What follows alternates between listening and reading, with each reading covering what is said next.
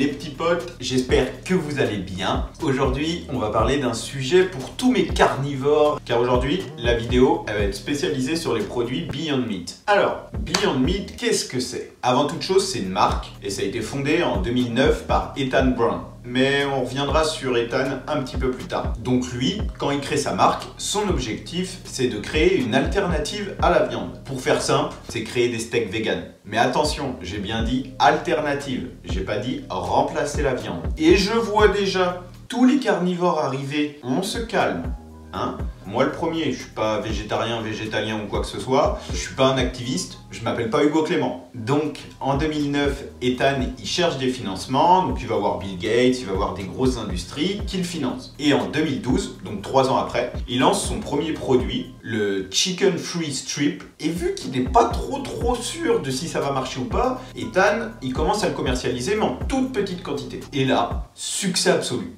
À partir de là, Beyond Meat, ils vont commencer à se faire un petit nom. Typiquement, l'association PETA, elle va la nommer Entreprise de l'année en 2013. Et puisque ça commence à se faire un petit nom, il y a des gens qui commencent à s'intéresser au projet, dont les fondateurs de Twitter. Et les mecs, ils vont mettre des gros chèques dans l'entreprise. Et c'est là qu'il me semble important de faire une petite pause dans l'histoire de Beyond Meat pour vous expliquer pourquoi il y a autant de gens qui s'intéressent et qui investissent dans cette entreprise. Le truc, c'est que Ethan, quand il était gamin, il allait souvent à la ferme, mais aux États-Unis.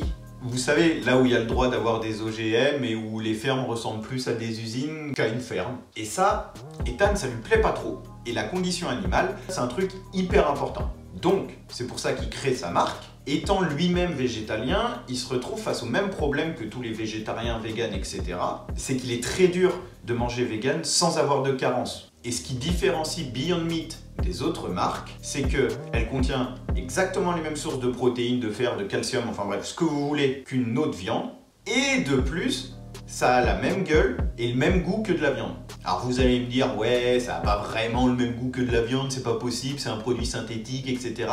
Doucement Jean-Eudes, on y reviendra. Petit aparté fait, revenons à l'histoire de Beyond Meat. Donc en 2013, les fondateurs de Twitter mettent du fric dans l'entreprise et Ethan, il décide de diversifier son offre et ne pas s'arrêter que au poulet. Donc il réfléchit et il se dit c'est quoi le plat le plus mangé aux États-Unis? Très simple, le hamburger. Donc il décide de faire des steaks de bœuf haché vegan. Et là, il va produire des bœufs hachés et en 2018, il va s'associer avec AEW. Pour ceux qui ne savent pas ce que c'est AEW, c'est l'une des plus grosses chaînes de fast-food au Canada. Petit aparté d'ailleurs, si vous allez au Canada, allez pas à McDo ou Burger King, allez à AEW et Wendy's. Petit conseil, c'est pour moi, je vous le donne. Donc pour la première fois, la marque Beyond Meat va être vendue au grand public. Le résultat, c'est pas compliqué, hein. Rupture de stock. Le produit a tellement bien marché qu'en 3 semaines, il n'y avait plus aucun steak Beyond Meat dans tous les AEW du Canada. J'ai pas besoin de vous faire un dessin. À partir de là, la marque Beyond Meat, elle va faire que monter. Et désormais, en 2021, ils font du poulet, de la saucisse de porc et de la viande hachée. Ils vendent aussi bien leurs produits crus que des plats préparés, et autant au restaurant qu'aux particuliers. Et si je voulais parler de Beyond Meat, c'est pas juste pour faire leur promo comme ça gratos, c'est parce que leurs produits, je les ai testés. Quand j'ai vécu au Canada, tout le monde m'avait conseillé d'aller tester leur fameux steak chez AEW. Histoire de bien faire les choses, je me suis dit, vas-y, je vais prendre un vrai hamburger et le hamburger Beyond Meat. Le hamburger Beyond Meat était meilleur que le vrai. Et je le répète, je suis carnivore, je suis pas vegan ou quoi que ce soit, je m'en branle. Ça serait dégueulasse, je vous le dirais. Leur steak à hamburger est incroyable. C'est 10 fois meilleur que tout ce que vous pouvez trouver dans les hamburgers classiques. Et je tiens à le répéter, Beyond Meat, c'est une alternative. On s'entend que ça remplacera jamais une côte de bœuf. Mais ce qui est incroyable dans leur steak, c'est qu'on a la texture, l'odeur, le goût, le côté saignant dans un steak synthétique. Après, faut remettre les pieds sur terre. J'ai fait des recherches pour la vidéo et c'est pas tout rose non plus Beyond Meat. Pour moi, et c'est très personnel, il y a 3 problèmes à Beyond Meat. Le premier, c'est son prix. C'est putain de cher. Le deuxième problème, c'est l'accessibilité de leurs produits. En grande surface en France, c'est quasiment impossible de trouver du Beyond Meat. Il y a quelques restos, mais c'est encore très rare de trouver du Beyond Meat. Et le troisième point, c'est la partie écologique. Si on se base que sur la souffrance animale, j'ai aucun problème là-dessus, c'est très bien, il n'y a pas de souci, c'est génial. Par contre, si on regarde ça d'un œil écologique, je suis pas sûr que ce soit top pour la planète. Puisque leurs différents produits sont faits à base de colza ou de soja, ça pose un petit problème.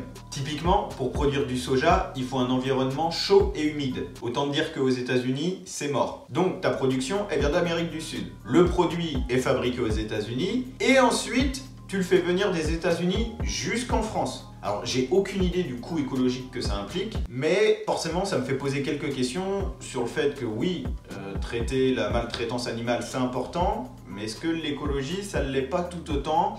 Chacun est libre de penser ce qu'il veut. Bon, bah voilà, je pense avoir fait le tour du sujet. Comme d'hab, tu peux me follow sur Insta, un petit like, un petit partage, ou même rien que juste un petit commentaire, ça m'aide énormément. Et moi, je vous dis à bientôt pour une nouvelle vidéo. Allez, ciao!